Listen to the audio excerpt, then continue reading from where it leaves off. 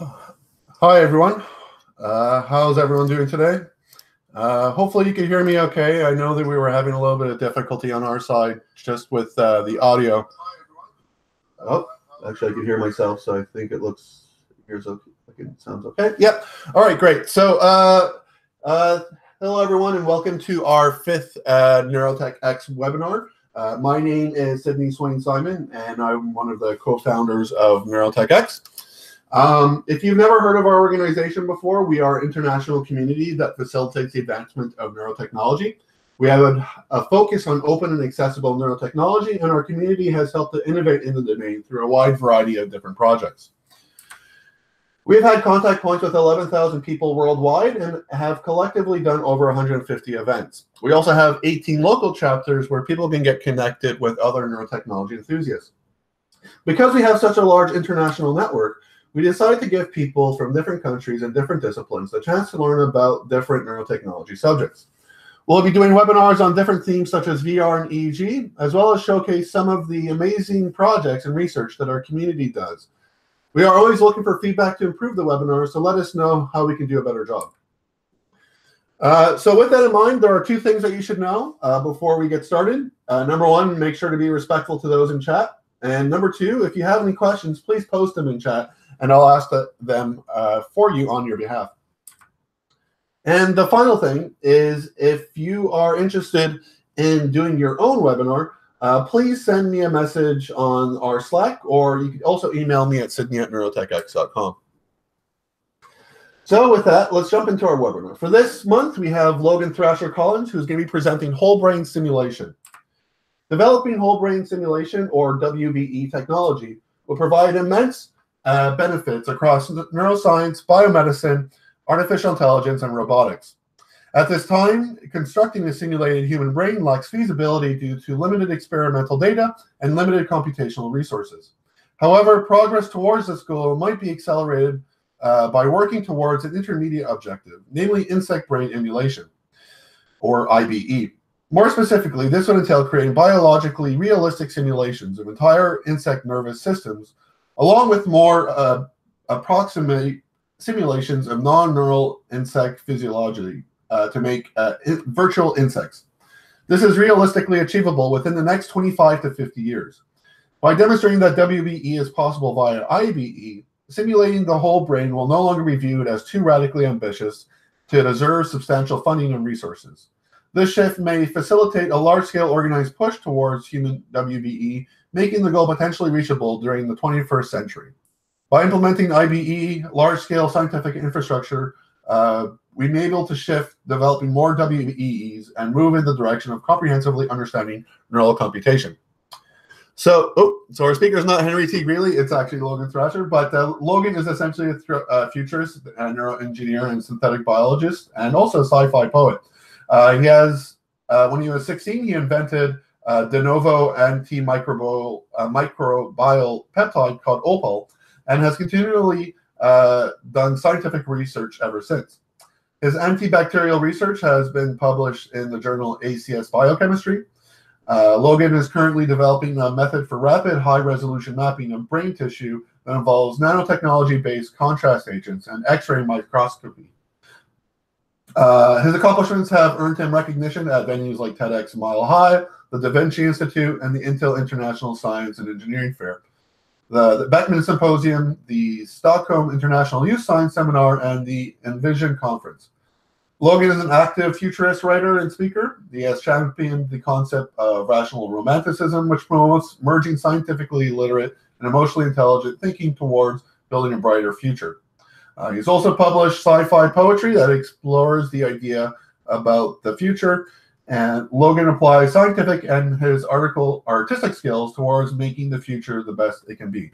So with that, Logan, take it away. And you're muted, Logan, right now if you're just trying to talk.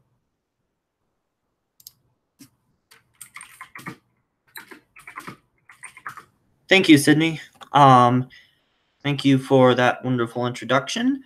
All right, so I'm going to get started now on discussing the case for insect brain emulation. And so without further ado, I'm going to take it away. All right, so first of all, why would we want to emulate the minds of insects? All right, so to start off, insects show complex behaviors and cognition. Contrary to what is sort of the popular belief, many insects are sort of simple reflex machines. Insects actually exhibit learning and memory and complex decision making. In particular, bees, which is going to be sort of a theme here. Honeybees, for instance, are capable of counting up to 4. They're also capable of understanding the concept of 0, according to some recent research. And they possess a language in the form of the waggle dance. Furthermore, they show complex spatial cognition since they have to locate sites of pollination. Honeybees require the ability to create maps in their minds of the environment, and then to communicate those maps via the waggle dance to other bees. So as you might imagine from these behaviors and the evidence that bees can perform certain things that we might not expect of them, it is evident that insects are actually highly complex cognitive machines. And this goes beyond bees as well, but I just wanted to highlight bees since they are such a striking example. And then, as was mentioned in the abstract, emulating the minds of insects may show the feasibility of whole brain emulation and galvanize further research towards human whole brain emulation, and probably before that, other mammalian models.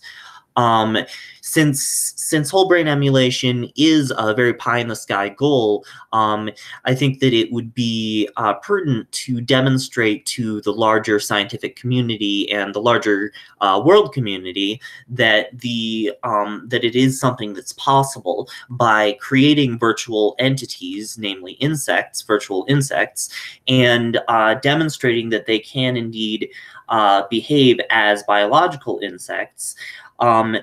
This may galvanize further research towards the goal of human whole brain emulation. And then also artificial intelligence, robotics, and clinical and cognitive neuroscience may greatly benefit from emulating insect minds. So as you might imagine, artificial intelligence could greatly benefit from the neural circuits that are present in insects, again, in particular bees, but also other insects. There's a lot of cognitive processes which occur in insects, which could be taken even in a modular sense, since there's some evidence for the modularity of cognition, though there is also evidence for internetwork communication across modules. But anyway, so suffice to say that there is some modularity in cognition, and so certain cognitive modules may be able to be taken advantage of for biomimetic artificial intelligence. Furthermore, you could also potentially take a insect brain emulation and, I should have switched slides here. You could potentially also have taken an insect brain emulation and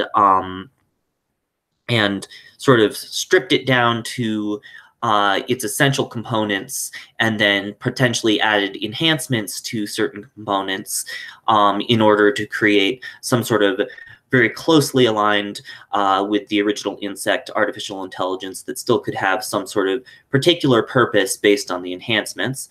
And then robotics. In robotics, there's already a lot of robotic systems which attempt to mimic insects for their locomotion. And as insects have complex neural circuits that are capable of facilitating locomotion and do so very effectively, it may be of great benefit to the field of robotics to investigate the high resolution sort of exact operations of these circuits via insect brain emulations, and then use those circuits to facilitate the construction of robotic systems that are even better at getting around using those sorts of biomimetic principles. And then finally, clinical and cognitive neuroscience. It is, although insects are still quite different from humans, there are some similarities, and insects like Drosophila, melanogaster, the fruit fly, have been used to study disease quite extensively. And so in the realm of clinical neuroscience, insect brain emulation could be used to study sort of the stability of networks, for instance, in the brain that may contribute to the stability and instability, that is, that may contribute to certain pathological conditions, and then that could be used as a model for humans, of course, taking into account the differences. And then also, actually, there's some interesting research with regards to graph theoretic models of insect, or not necessarily of insect, but of neurobiological networks, and being able to diagnose certain diseases even using macro scale graph theoretic models. I won't go too much into this. It's sort of a tangent, but it's a pretty interesting way of basically using the structures of biological networks in brains to diagnose diseases. And so one might be able to sort of zoom in and have a more micro scale approach to that if you had the full insect brain emulation and were able to observe that. And then cognitive neuroscience, just understanding how brains work, obviously could hugely benefit from insect brain emulation, since you'd be able to turn on and off certain parts at will, well, at programming will, and study the effects of that on the virtual behavior and correlate that to biological insects and so on and so forth. So yeah, there's a lot of possibilities for emulating insect brains, and I think it's a very worthwhile endeavor. All right, so next I'm going to come to the main section, and this is how would we emulate the minds of insects. So to start off, I'm going to talk about mapping structural neuroanatomy, since we don't actually have a connectome or a map of all the individual synaptic and dendritic connections of insect brains as of yet. Actually, I should correct that. There is a serial electron microscopy volume of an entire Drosophila brain. However, it has not been traced yet. And so, which is something that I'll get to a little later in the presentation. So it's sort of, we have the data for Drosophila at least, but we don't have the processing necessary to interpret the data. So anyway, but for most insects, including honeybees, which of course we would, I'm angling for as a potential candidate for this kind of thing. For most insects, there's not that kind of structural neuroanatomy map. And really there has been some research in zebrafish that is sort of, that's sort of getting towards this kind of map. There's also C. elegans, the microscopic worm, which only has 302 neurons. There is a full connectome of, but really we have very limited data in this area for most organisms, and so including most insects. And so yeah, there's not a whole lot of data out there for this as of yet, but we're really on the verge of revolution in this area, kind of like how we were on the verge of a revolution in the Human Genome Project, and it seemed like it was going really slowly for a while, and then we finished everything in the last few years of the project. So anyway, yeah, so I'm going to be talking about 3 methods here, and of course there are other methods for mapping structural neuroanatomy, but I'm going to be focusing on these 3 that I see as having the most promise and are especially serial block face electron microscopy is acknowledged by the field as being sort of the gold standard. There are some, but there are also some arguments to be made for the others having their own unique benefits and being potentially even better. So anyway, to start, I'll talk about serial block face electron microscopy. So this is basically where the tissue sample of some volume of brain or other neural tissue is taken, and using a diamond knife, microtome, or a diamond knife, it is sliced up into nanoscale thin sections and then imaged using an electron microscope. And so each section gives a picture that's something like what is shown on the slide. And you can see that people have started to color in certain sections of this. And here in this image, the colored in parts are actually corresponding to synapses. Excuse me. And the synapses are, you can see the postsynaptic density highlighted in red. And the postsynaptic density is just actually, no, I think that might be the presynaptic density. Actually, I can't really tell from this picture, but anyway, it's either the presynaptic or the postsynaptic density, and those are the clusters of proteins that are found right at the edge of the synapse. And so you can sort of see where the synapses are forming there in the red, and then you've got like the other colors sort of showing the synaptic bouton and the dendritic spines. Anyway, so the serial block face electron microscopy, you slice up the tissue into very thin slices on the nanometer scale, tens of nanometers, I believe, and then you image them using an electron microscope one at a time. And this allows you to then stack the images computationally and reconstruct a 3D image. And so this is a very slow process, and it is also destructive of the tissue.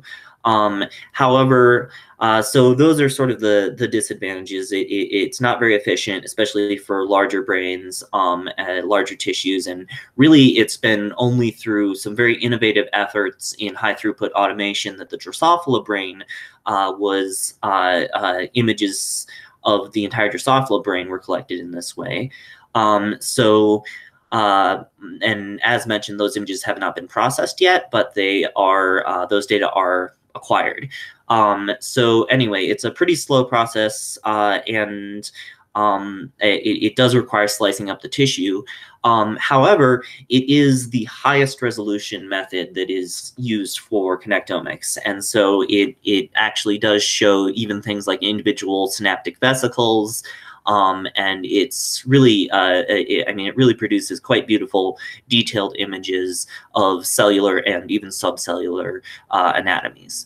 As mentioned, the automation allows for it to be a little more efficient.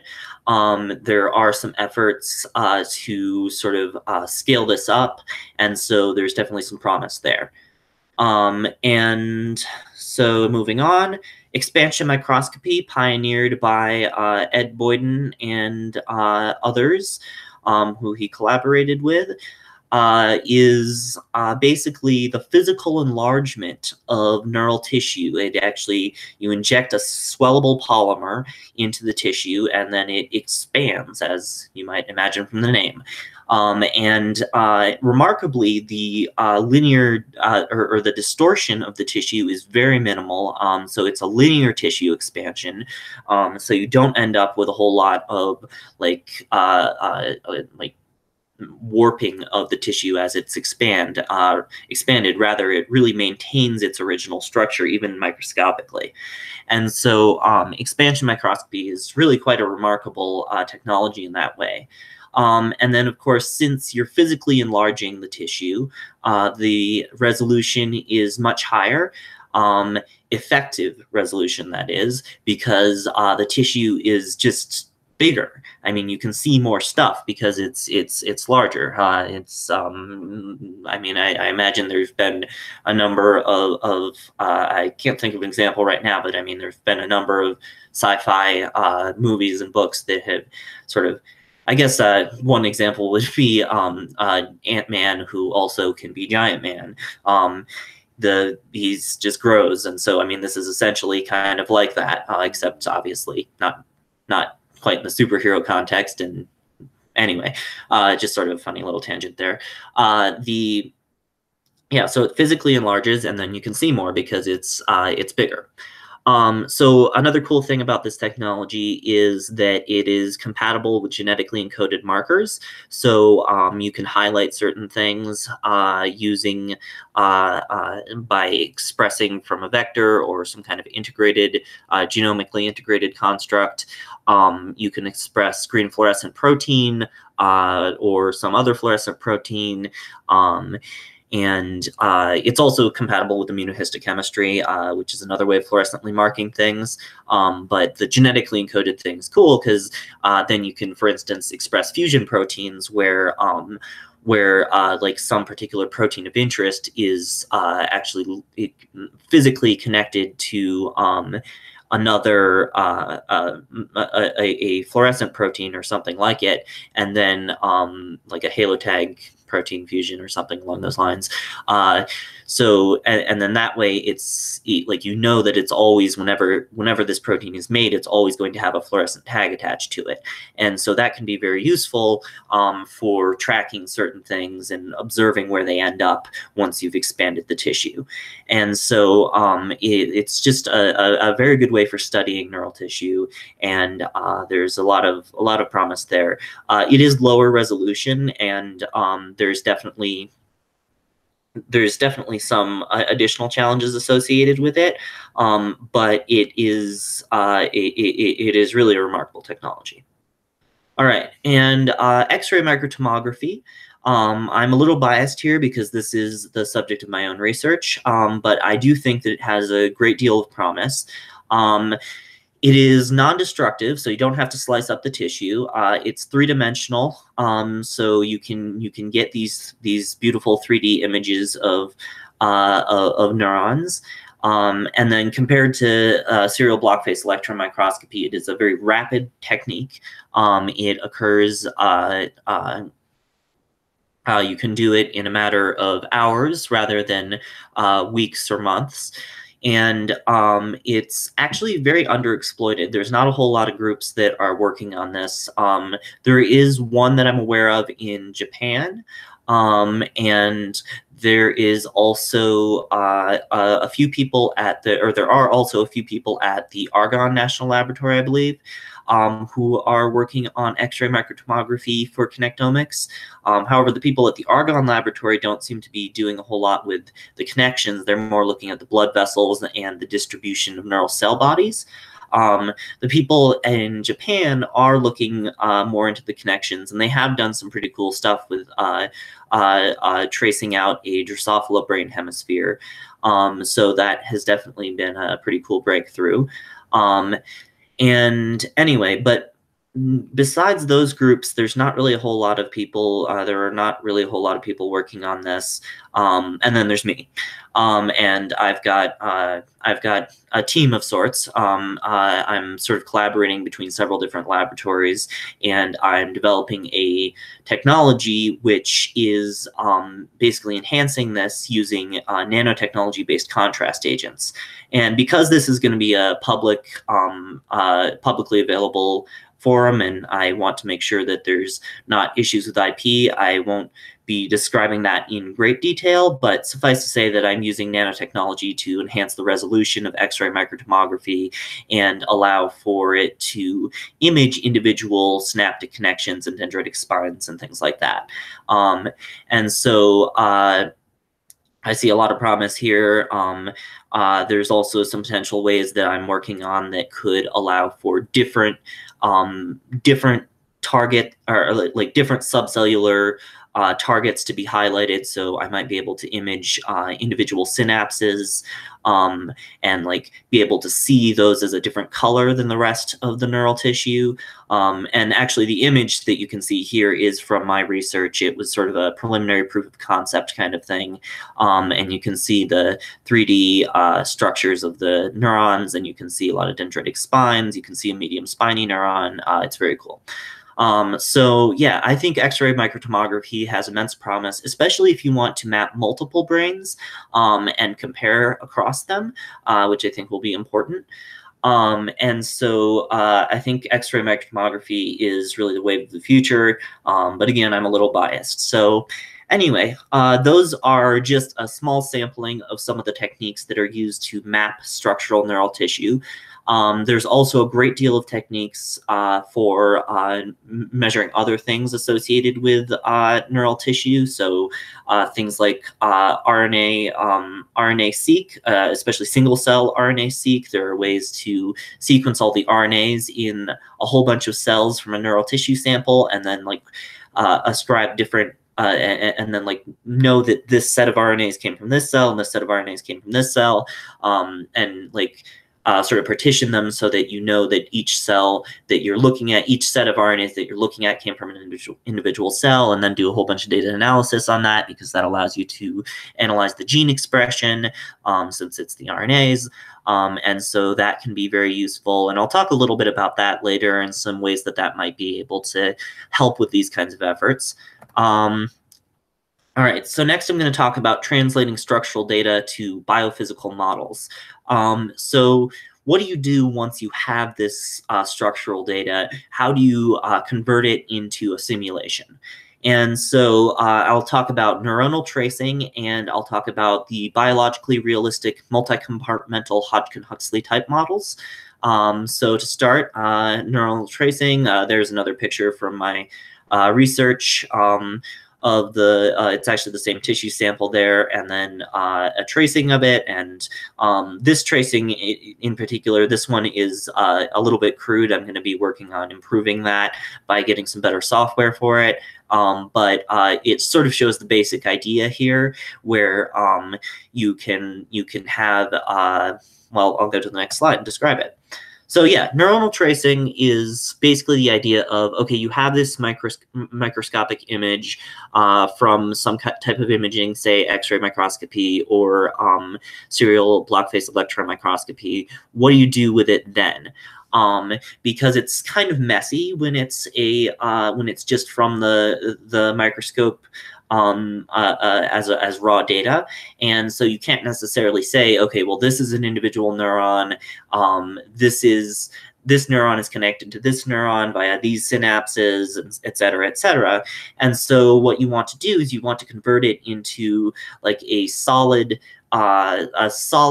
three-dimensional structure that you can really manipulate and analyze in a more precise way.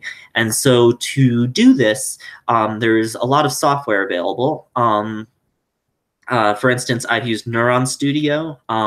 There's also Va3D, which has a lot of plugins and can be very a little overwhelming sometimes, but it has a lot of capabilities.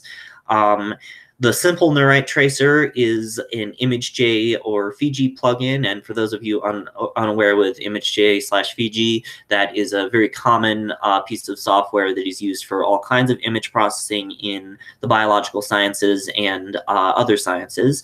The Simple Neurite Tracer is a plugin that can be used with ImageJ, and it can be used for neural tracing. There's Imerys, which is the one that I'm planning on using. I got access to that via a collaborator. And so after I collect some data for some larger tissue volumes, I'm planning on trying that out. NeuroLucida is sort of one of the main, along with Imerys, it's sort of one of the main gold standard kinds of things. It is very expensive, so if your laboratory or university doesn't pay for it, you probably can't afford it. But it's from what I've seen, I haven't used it personally, but from what I've seen of it, it is extremely powerful. Big Neuron is sort of an add-on that you can use with other neural tracing programs to make them faster and have more capability to do larger data sets. There's a MATLAB toolbox called Trees, and there's many others. So these are just a small sample. And just to sort of explain what these do, there are a couple of different types. So there are semi-automatic and there are fully automatic versions. And so some of the ones that I listed can only do semi-automatic. Some of them can do fully automatic. Va3D, for instance, has a fully automatic capability. Neuron Studio does not. et cetera, et cetera. Anyway, but to start semi-automatic, basically, you click on some region within your image stack, and then the neural tracing program goes from that region. So let's say you click on a cell body, and it just sort of follows the path of in 3D. It follows the path of the dendrites and axons, and tries to draw out where they go based on your data of the 3D image stack.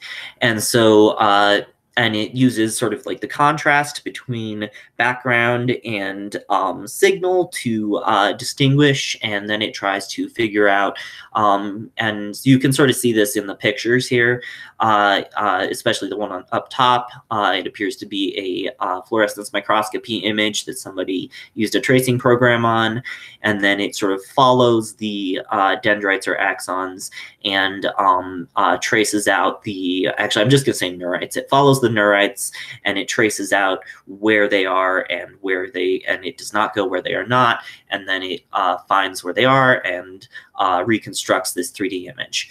And so, or really this 3D data construct, it's more of a reconstruction than an image. And then you can get stuff like the image below if you have particularly good data where you have a bunch of dendritic spines or synaptic boutons, and so it can be very useful. And then you can really refine your data. And this is what still needs to be done for the serial block face electron microscopy data on the Drosophila brain, because that has not yet been done, and this is still sort of an evolving field. So fully automatic approaches, which would be necessary for something on the scale of, say, an entire insect brain, are still somewhat imprecise, but but despite that, it is a very rapidly evolving field, and it seems highly likely that there will be this capability within the next few years. So next, what do you do once you have these reconstructions? How do you convert that into into neural activity that's actually dynamic? And so to do that, there's a variety of different ways, but the most biologically accurate is to use multi-compartmental Hodgkin-Huxley type models. These are based on ionic conductance, so the flow of ions like sodium and potassium across the neuronal membrane, and they basically are a set of coupled differential equations that model the electrical potentials and describe the current and voltage characteristics of the membrane for a certain patch of membrane. So that's just the Hodgkin-Huxley model on its own, not the multi-compartmental Hodgkin-Huxley model. And you can see the longer set of equations above, sort of to the, I guess it's my, it should be on your screens as well, to the right. You can see the right top, you can see the equations which describe this, and they look fairly complicated, and they are fairly complicated, but this sort of models a single cylinder on a dendrite. So you can imagine some segment of the dendrite.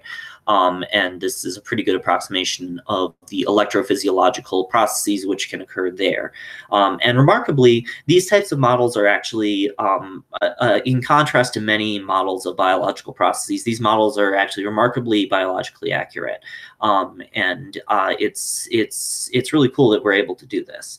But how do you make it more accurate for describing both the time evolution and the space evolution, not just the time evolution? Because for the single compartment Hodgkin-Huxley model, you're not really capturing the anatomy. You're just sort of looking at one little piece of it. And so to to do the full anatomy, you need to have multi-compartmental models. And this involves partial differential equations from cable theory. And you can see that in the other equation here. And so you have to couple the Hodgkin-Huxley differential equations to the cable theory equations. And for most biological scientists, that is, including myself, that is a little bit beyond sort of the mathematical background that is common among biologists. And so this can be fairly challenging. However, there, as I will describe in the next slide, there is software available that does this for you. But going back to this part for a minute, so you can see this picture where where there's multiple compartments. And the really cool thing about this kind of thing is that you can specify, based on the structure of the neuroanatomy, you can specify the characteristics of the equations to fit specific anatomical structures. So there are ways to incorporate branches into this. The number of compartments will correspond to the length, and so on and so forth. And so you can actually take your anatomical data from the reconstructions, from the neuronal tracings, and you can use software like NeuroConstruct to insert the compartments into your anatomy and then have the proper equations for that. And so in that way, you can have a biologically realistic, anatomically accurate emulation of a particular neuron, and then beyond that of many neurons and networks of neurons. How do you do this as a biologist? It's still somewhat difficult. However, there are some things out there that make it so you don't have to build everything from scratch. So the Neuron software is, along with Genesis, the sort of gold standard of the field. And so Neuron basically is it's a programming language that allows you to do computational neuroscience without programming in all the coupled differential equations and partial differential equations. And as you can see from this screenshot, basically there's you write out the code, you can specify the number of compartments, you can specify like where branches are. Here it's a very simple example that I did just to sort of figure out how it works. I'm still learning how to use this stuff as well, so it's definitely somewhat new to me. But the Neuron software is basically it basically will do it has built-in solvers for those partial differential equations, and you can specify the anatomy, you can specify the some of the parameters like the membrane resistances and conductances and things like that, and then you can simulate the neural activity. And here I have just a very simple model where there's 10 segments of dendrite just lined up right in a row, and you can see that in the picture labeled morphology. The box is the cell body, and then the 10 segments are that big line. This is a very elementary example of this. So there's in reality, you would actually have something that looks much more like an actual neuron, but here I'm just doing this for the demonstration. So it's fairly simple. And so, yeah, you can see this cell body and this big long dendrite, and that's shown as morphology. But you might see something that's like a many-branched, very accurate-looking 3D model if you were doing this for real. And then you have a simulation, and there's some injected current, and then you get this spike. And so you can see a simulation of a spike. And so this is sort of basically the neuron interface as connected with Python. You can connect it with Python to make it a little easier, because otherwise you have to learn a programming language called Hawk that I don't think many people know about. And so, well, maybe some people do, but whatever. So it's obscure compared to Python anyway. And as I understand, it's tougher to learn. Yeah, this Neuron software allows you to do some cool stuff. obviously, for a huge network of neurons, you wouldn't be manually programming in all of the dendritic connections and parameters and everything. So there is also software that is used to facilitate the taking data from 3D files and like from your neuronal tracings, and then using that to construct neuron compatible morphologies virtually that can then just be directly run. And so that the software that I've been looking into for that so far is called NeuroConstruct, and it looks pretty cool. Just personally, there's some kind of glitch that I've been having a little trouble getting it to run on my computer, but I probably am going to want to run it on a stronger computer anyway, so I'll figure it out eventually. But it's from what I've seen of the demos and such, it's very useful, and so despite that minor glitch, I think it's going to be quite useful in the future for me, and it has already been useful for many other people. So that's sort of the software that's available. And there's a lot of other cool computational neuroscience software out there as well. But those are some of the ones that are sort of key to this to this particular endeavor, and I think are sort of central to it. Anyway, so beyond that, so the multi-compartmental Hodgkin-Huxley models are very good, but there are some things that they don't necessarily take into account as well. Calcium spikes and NMDA spikes. There are these weird, things that happen in dendrites that not a lot of people outside of neuroscience have necessarily heard of. So, I mean, maybe some people have, but so there are certain, like at the junctions, at the branches, the junctions of the branches in dendritic trees, there are voltage-gated calcium channels that enhance the propagation of voltage across the dendritic tree. And so this is something that is often neglected in multi-compartmental Hodgkin-Huxley models, although I do think that if I recall correctly, there are ways of incorporating them. So that is something that may need to be included for really true biological accuracy. There's also things like action potential backpropagation, which doesn't usually happen, but sometimes happens, where the action potential goes backwards, and it causes different signaling effects and can have effects on computation. And of course, normally that doesn't happen, but there are some biological instances where that will happen. The effects of neuromodulators are generally not as commonly taken into account by these types of models, and so adding terms that that model sort of what the neuromodulators are doing, and how they're influencing the conductances of the membrane and the gene expression of different ion channels may be particularly valuable. And then I'm going to talk about the next one in a moment. Gap junctions are direct. They're not synapses. They're sometimes called electrical synapses, but they're not synapses in the traditional sense where neurotransmitters diffuse across a junction. They are direct couplings between neuronal membranes. They're basically these little holes that bind the membranes together, and then ions can flow directly from one neuron to another.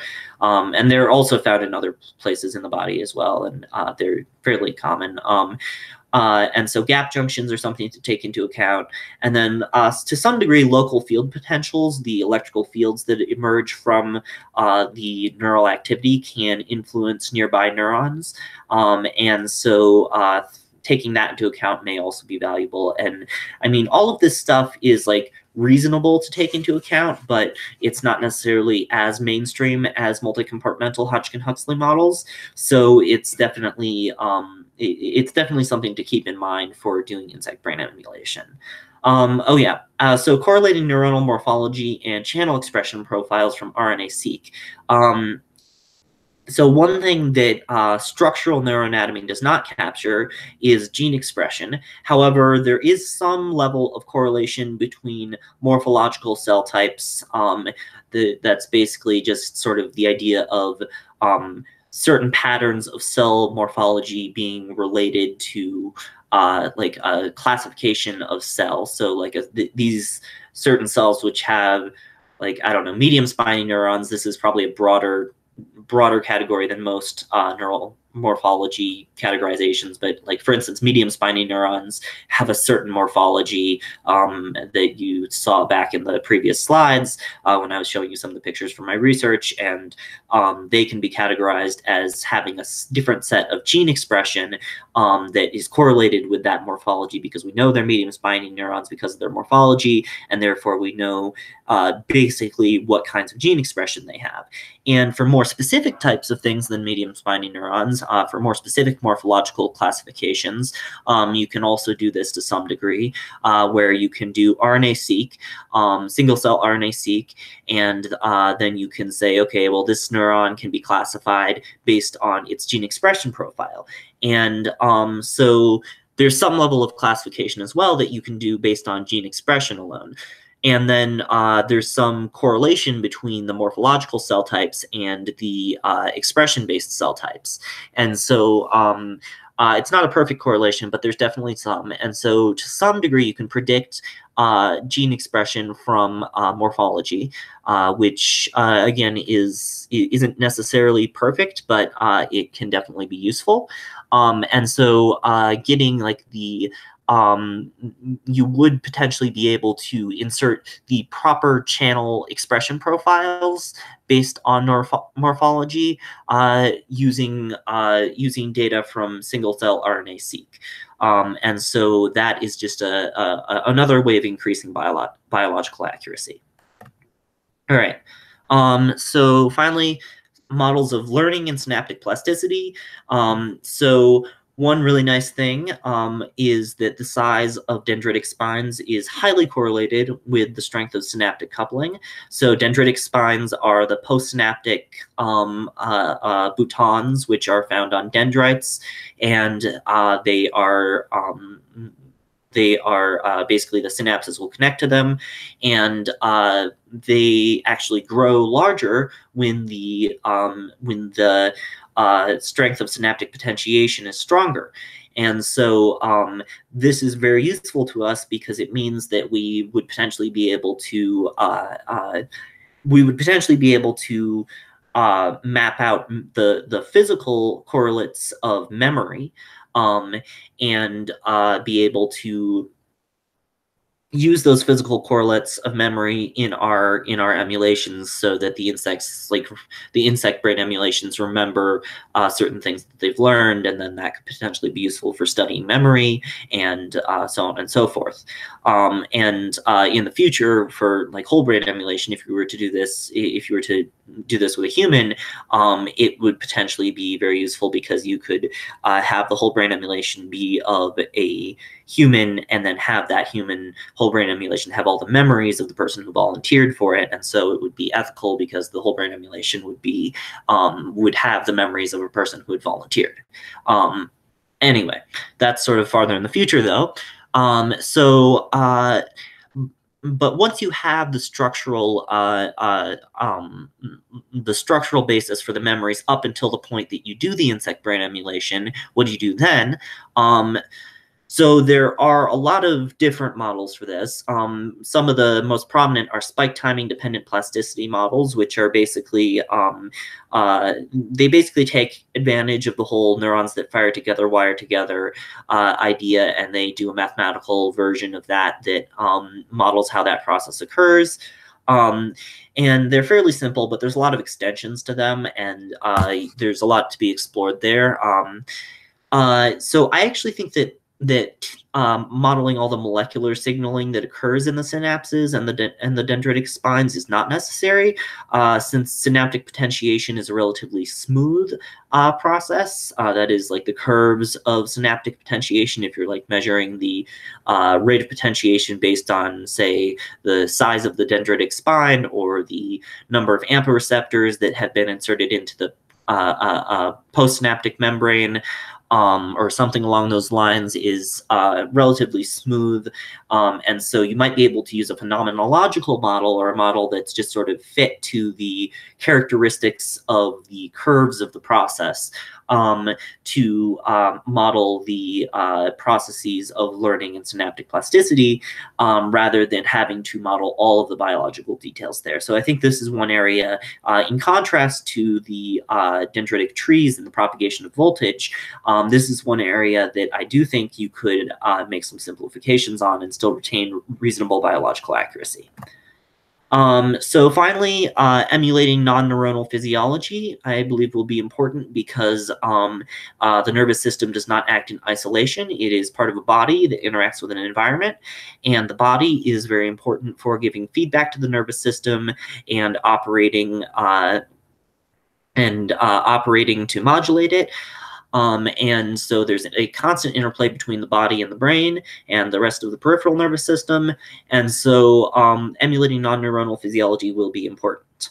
However, it is likely easier to map than the nervous system, since you won't necessarily need to map all the connections that you would need to map in the nervous system. You would really only need to do mesoscale kind of mapping. So you wouldn't necessarily have to show where every muscle cell is, for instance. You just have to know where the muscles are and their general strengths and so on and so forth. With regards to the musculature, biomechanical models are pretty well established. It's basically just classical mechanics applied to biology, and so there's a lot of good resources out there for that. It's computational physics. You can make little people running around in physics environments, in physically realistic environments, and there was a sort of a popular a video from a research study that had some little guy running around. So it might be something sort of along those lines, where it's like a virtual environment and classical mechanics style models. I do think that endocrine physiology will be one of the tougher parts of emulating non-neuronal physiology. And so simulating that might involve reaction diffusion equations, which are basically just what they sound like. And that's actually what the equation inside this fly is. It is a differential equation, partial differential equation that is used to model the diffusion of molecules and what they react with. And it can be done in 3D. So if you have geometric constraints of, say, the body cavities of a insect, and insects actually have hemolymph, which is a fluid that is basically kind of like their blood, but it is an open circulatory system, so they don't have vasculature that circulates their blood, or their hemolymph rather, but the hemolymph is just pumped through a heart and then it washes through their body cavities. So you could use reaction diffusion equations to model sort of the diffusion of metabolites and signaling molecules through the body cavities, and sort of use geometric constraints of the insect's body to simulate that.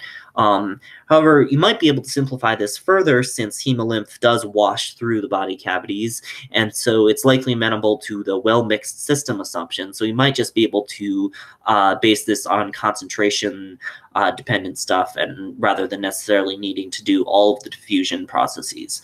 Yeah, that's still kind of up in the air. Another thing not mentioned on this slide is certain sensory processes. You would probably need to construct special models for audition, olfaction, olfaction to some degree, vision. Well, vision is a little bit more connected to sort of the neurobiological stuff, but especially audition, not as much in insects, because audition in insects is very similar to somatosensation, but if you were to do it in humans, for instance, you would definitely have to construct special models for audition. But sensory systems are another thing that you might have to pay a little bit more attention to. But overall, I do think that emulating non-neuronal physiology would be easier, at least in the context of data collection and and computational resources. I think that this would be easier, still challenging, but significantly less challenging than the brain and peripheral nervous system components. All right. So hardware and computational resources. Once you have these emulations, what kinds of resources do you need to actually get them to work? And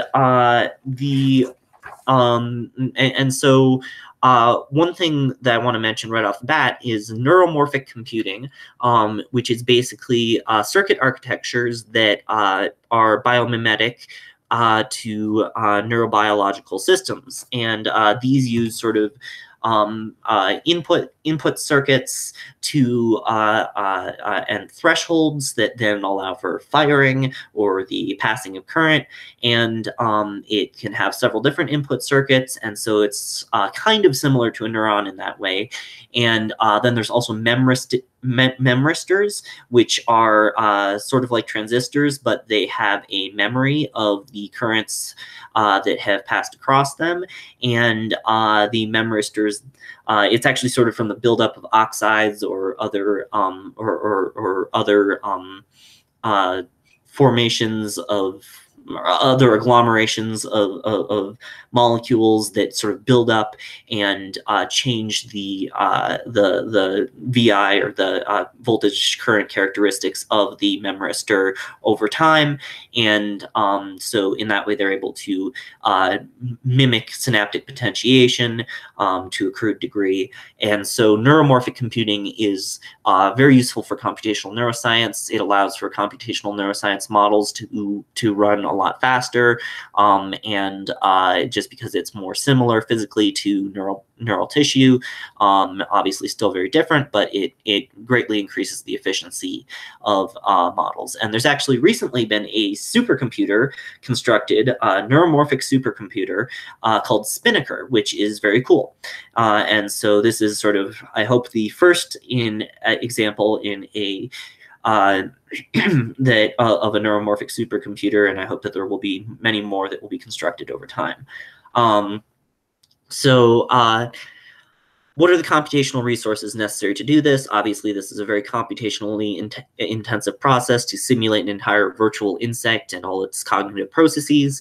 About 10 to the 6 floating point operations per second, that's basically just calculations per second with decimal numbers, for one Hodgkin-Huxley neuron. And then if you have an average of 1,000 synapses per neuron and a mean spike frequency of 10 milliseconds, there are some references that are available in the preprint paper that is on insect brain emulation that I have. And you can look at those references, and it discusses this in more detail, but suffice to say, you can use these parameters to compute the amount of flops that would be necessary to run insect brain emulations. Oh yeah, also 100,000 if you assume 100,000 neurons in Drosophila, the fruit fly, or 850,000 in the bee. You can multiply these things out, and what it comes out to eventually is 2 times 10 to the 15th flops for Drosophila, or 2 times 10 to the 16th for the honeybee. This is actually within the capabilities of current supercomputers. I believe 2 times 10 to the 16th would be 20 petaflops. Even non-neuromorphic supercomputers, i.e. not Spinnaker, there are a number of supercomputers which can do that amount, although that is a little bit less common. And there's definitely lots of supercomputers that could do 2 times 10 to the 15th flops. The current world record, depending on how you measure it, is about 150 petaflops. And this is, and 200 if you take like the maximum theoretical capacity. There's the supercomputer called Summit that is capable of doing up to 200 petaflops theoretically, but its LINPACK measurement reference universe is only about 150. However, that is still a lot more than 20 petaflops, and so there are other supercomputers that have fairly high capabilities, and so this is definitely a supercomputers are definitely able to do to do this currently, and there's always new supercomputers being constructed, and we're probably going to be accelerating with this as well. Exascale supercomputers, which can do 10 to the 18th flops, might be here within the next few years, and so there's definitely, so far as computational resources go, there's insect brain emulation is quite feasible. Oh yeah, and you can the calculation for 2 times 10 to 15th or 2 times 10 to 16th for the B, that I added in, I rounded up and added in a little bit of extra to account for things like non-neuronal physiology, so that does take that into account as well. All right, so this concludes my presentation. Thank you for listening, and I will now be open to questions. Great. So I have one question from John Griffith, sorry. He asks, why favor honeybees over fruit flies? Lots of great Drosophila, I'm going to mispronounce this, Drosophila connectomics resources are available for that particular field. So what's your interest in bees? All right. So that is a great question.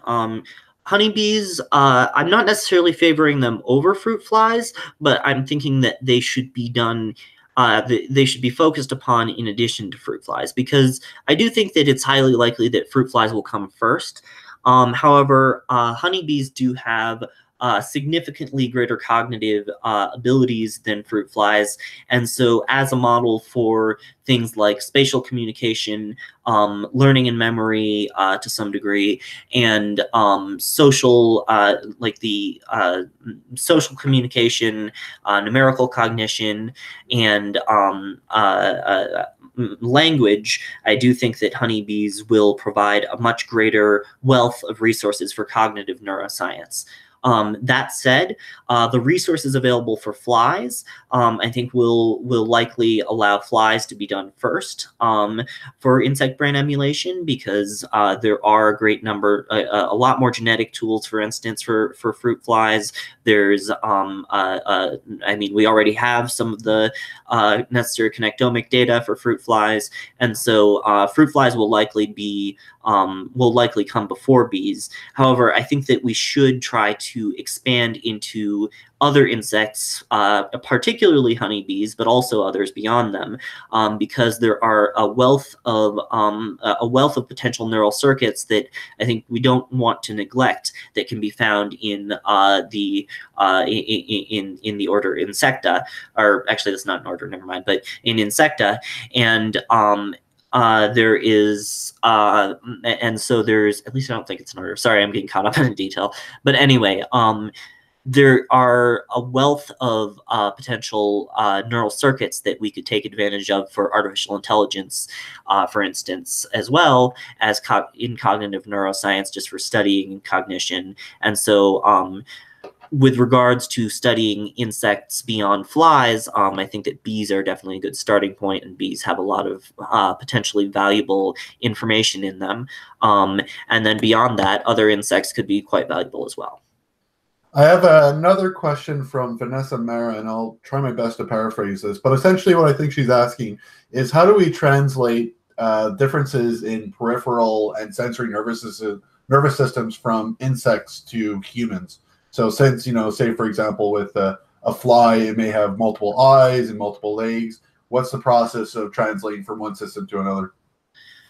So with regards to translating, like if you're using this for disease studies or for cognitive neuroscience, there definitely are more dissimilarities between humans and insects with regards to sensory systems as well as cognitive systems.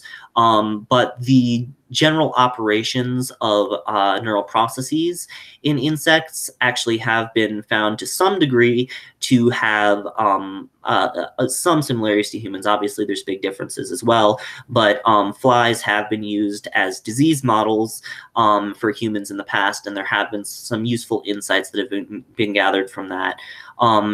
Just since they are organisms with nervous systems, and so there are some similarities there. However, that should be taken with a grain of salt because obviously there are also a lot of great differences. With regards to translating from insects to humans, in the context of insect brain emulations in particular, insect brain emulations will provide the foundation, but there will need to be new models developed for human sensory systems. As mentioned, audition, for instance, is very different in insects than it is in humans. And so while the insect brain emulation will potentially provide the foundation for the development of human brain emulations later on, there will definitely need to be some more work that's done there with regards to sensory systems, as well as other things. Great. So Rohit Rangwani has a question. So he's curious to know how far away are we from human brain simulation if we consider things like Moore's Law are coming to a standstill. Okay. So Moore's Law slowing down or coming to a standstill, it's definitely an interesting topic. Personally, I think that that the whole idea of paradigm shifts is relevant here.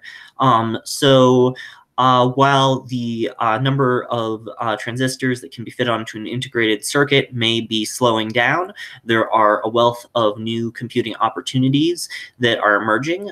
In particular, there are some specialized computing architectures that are coming out. As mentioned, neuromorphic architecture is just sort of emerging.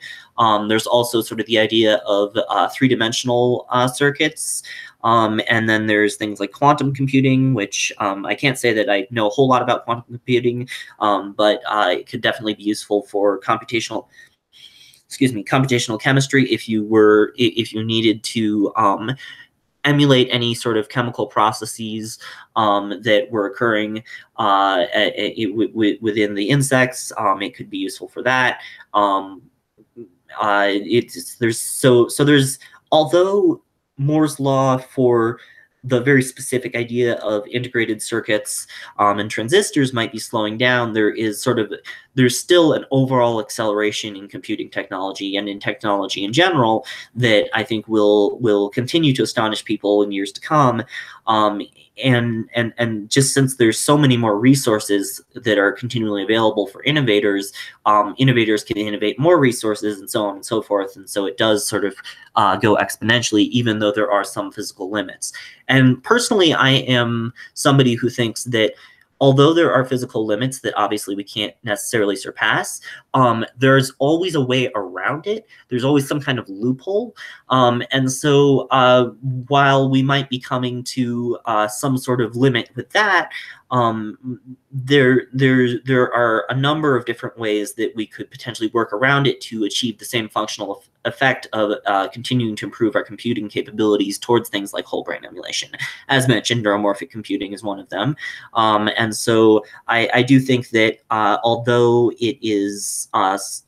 Moore's Law in particular may be slowing down, there are other things that are going to sort of take its place. With regards to how far away we are from whole brain emulation of humans, I would say anywhere from 100 to 150 years. So if we may see that in our lifetimes, if for some of us, if aging, so molecular gerontology style aging therapies allow us to live longer, then again, we may not. But it also might happen sooner. I could be overestimating, but I do think that insect brain emulation could potentially happen within 25 to 50 years. And so, and I think that that'll really be the start of it and the kickoff, as I mentioned. But yeah, human brain emulation is going to be challenging. However, and then mind uploading will also be a challenge. But I do think that it's definitely possible, and I don't think that it'll take like 1,000 years or anything ridiculous like that. And I think that with aging therapies, we may live to see it.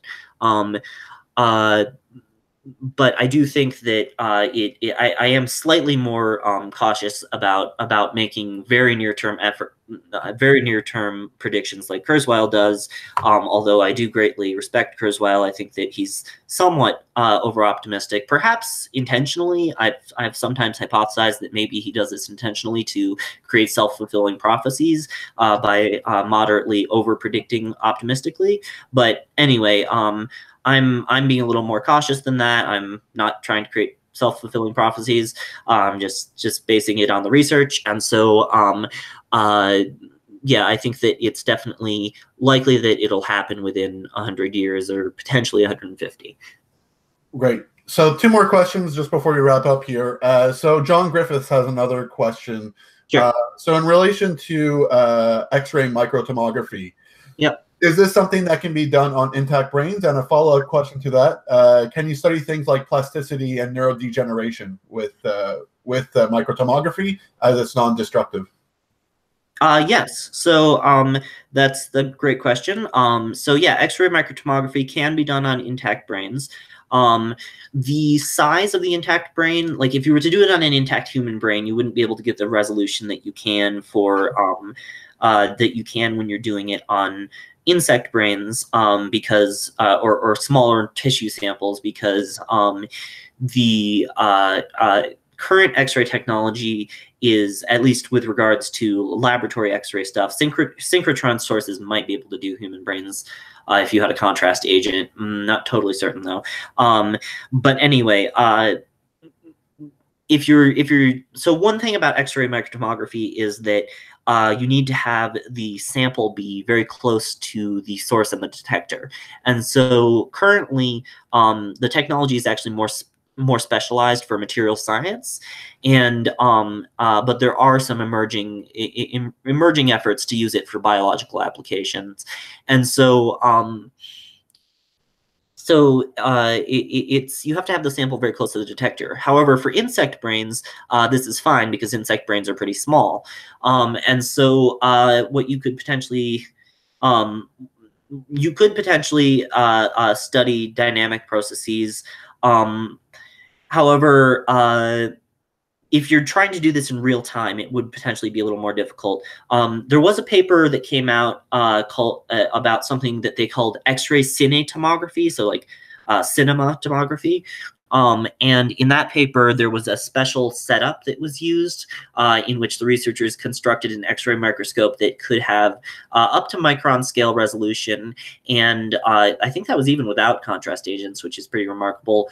And then also image a living insect that was sort of flailing around, and sort of show its joints and how it was moving. And so with the development of technologies like these, I do think that we could study dynamic processes like plasticity and neurodegeneration, at least in insects. And then perhaps later on, if there's more funding allocated to such things in humans.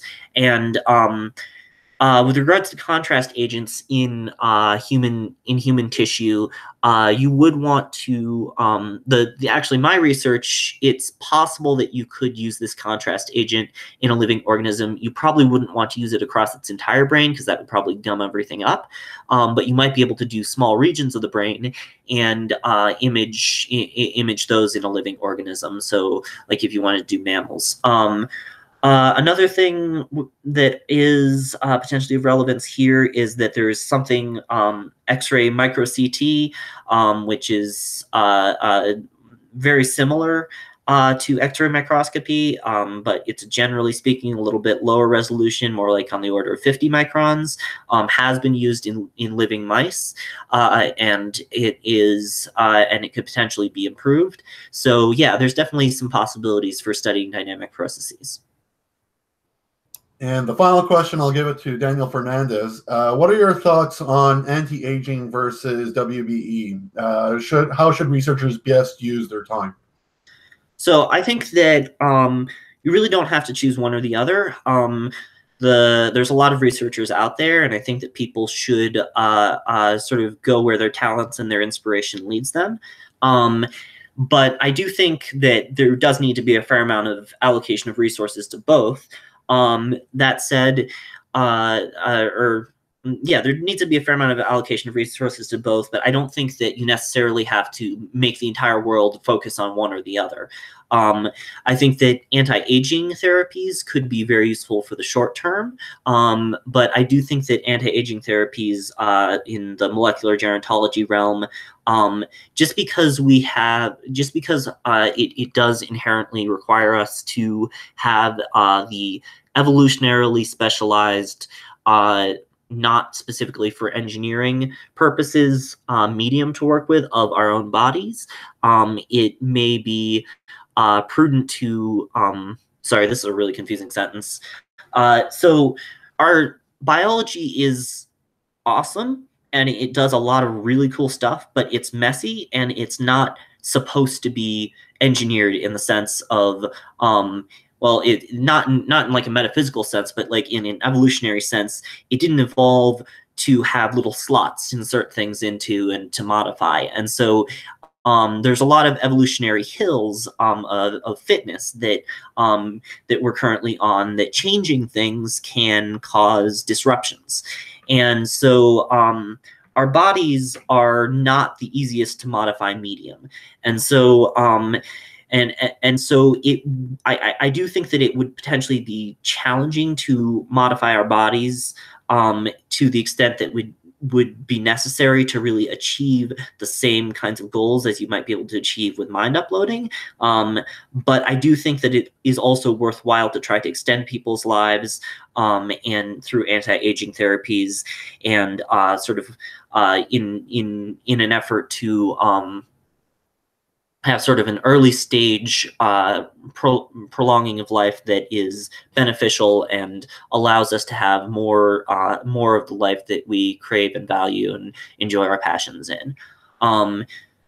But I do think that mind uploading and whole brain emulation in the long term will prove to be a more efficacious option, because it will allow us to sort of move beyond our bodies. It will allow us to enter a medium that is highly engineerable, highly modifiable, and can be copied, can be moved around, and can be backed up. And there's some interesting stuff about like the continuity of consciousness that I won't get into right now, but I do think that it is possible to maintain continuity of consciousness even if you are backing yourself up. And I have some ideas for that, but like I said, I won't get into the details of that right now. And so I think that in the short term, to summarize, in the short term, anti-aging therapies are great, but in the long term, I think that the really dramatic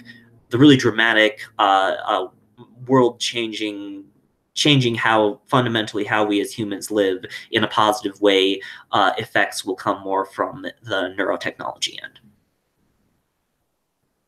And maybe one final question. For people that are interested in learning more about WBE or IBE, what resources would you recommend to them? So I would definitely recommend learning about the Human Brain Project. So when I started out entering this field, I was an antimicrobial synthetic biologist, and I didn't know a whole lot about this area, but I've learned a lot since then. And one of the first things that I learned from was the Human Brain Project. And so the Human Brain Project, particularly some of the earlier instantiations of it as the Blue Brain Project, did some very cool stuff with emulating a small section of rat tissue. And they did not do perfectly anatomically accurate reconstructions, but they got sort of the general idea of it. And so there is a Nature Reviews paper called The Blue Brain Project, that's the title, by Henry Markram, that describes sort of the overall principles. And although it is a journal article, it is fairly readable. It's a pretty light journal article in a way. And so I would highly recommend that. I would also recommend looking into graph theoretic models of brain tissue, just sort of learning the ideas of that.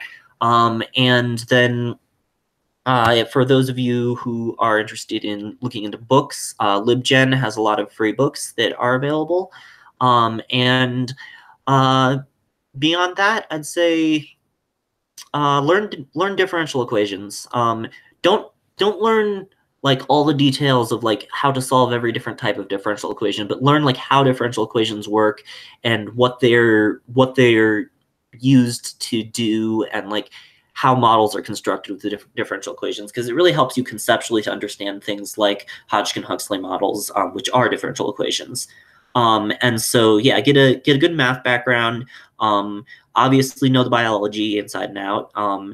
But the Human Brain Project stuff is definitely a very good introduction, because it goes over, it discusses a lot of the important things, and it's sort of almost like a mini model of what the path towards whole brain emulation would be. And so it has, and while they're only doing small regions of tissue that aren't fully biologically accurate, they sort of go through the process of gathering some data, and then constructing models and emulating it. And so I think that that's definitely a very good overview to look at. And then, like I said, graph theoretic models are really cool and give you a good picture of sort of how networks can be connected to neuroscience. And then differential equations, just understanding what they are and how to use them if you don't already is great. Because before I started, I didn't know differential equations very well, or at all really. But before I entered this field, but it's now I know them a lot better. So yeah, I'd say that there's a lot of good resources out there, and some of the things I outlined are a good place to start. Great. Well, thank you so much, Logan, for joining us today, and thank you for those who joined us for the stream. We'll be hosting our next webinar in 2019. I believe it's going to be the second week of January, and we look forward to seeing you then. So thank you once again, and we'll see you at the next stream. Thank you.